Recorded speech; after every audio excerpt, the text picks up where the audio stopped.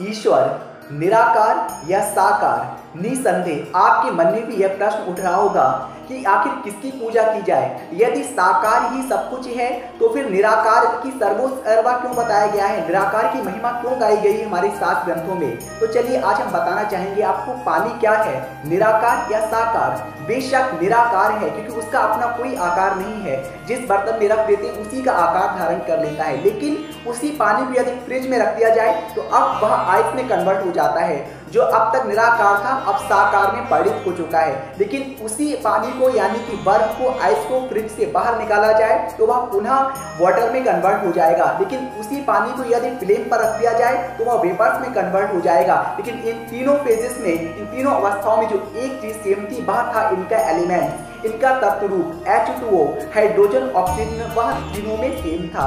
ठीक उसी तरह से ईश्वर जब निराकार रूप में कण कण में विद्यमान है तब भी वह प्रकाश स्वरूप ही है, उसका तत्व रूप सेम है।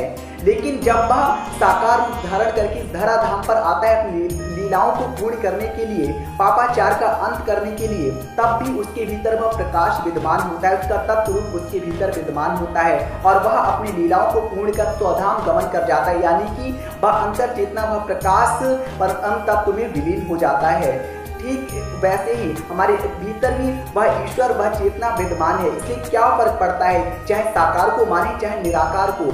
साकार सिंबॉलिक है, एक प्रतीक है, धराधाम पर आता है हमें समझाने के लिए, उस निराकार की महिमा समझाने के लिए। क्योंकि निराकार का कोई अपना रूप नहीं है, उसे हम सुन नहीं सकते हैं, सिर्फ उसे देख सकते हैं प्रकाश रूप में। तो हम कैसे समझ पाएंगे उसकी महिमा को। इसीलिए वह ईश्वर निराकार होते हुए भी साकार रूप धारण करके हमें समझाने के लिए आता है। इसलिए कोई भी विभेद नहीं है। हमारे संत महापुरुषों ने मूर्ति पूजा का खंडन नहीं किया है, क्योंकि मूर्ति पूजा सिंबॉलिक है।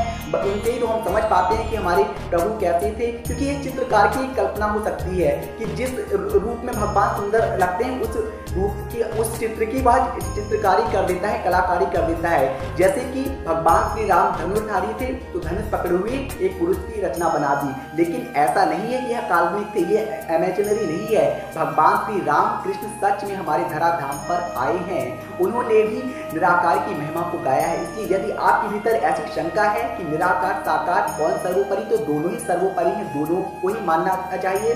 क्योंकि जो निराकार है वह जानने का विषय है और जो साकार है वह आते हैं हमें उस निराकार की महिमा बताने के लिए। यदि फिर भी आपके मन में किसी प्रकार का कोई प्रश्न या शंका है तो आप इंस्टाग्राम पर मुझे DM कर सकते हैं, लिंक मैंने डिस्क्रिप्शन में दी हुई है।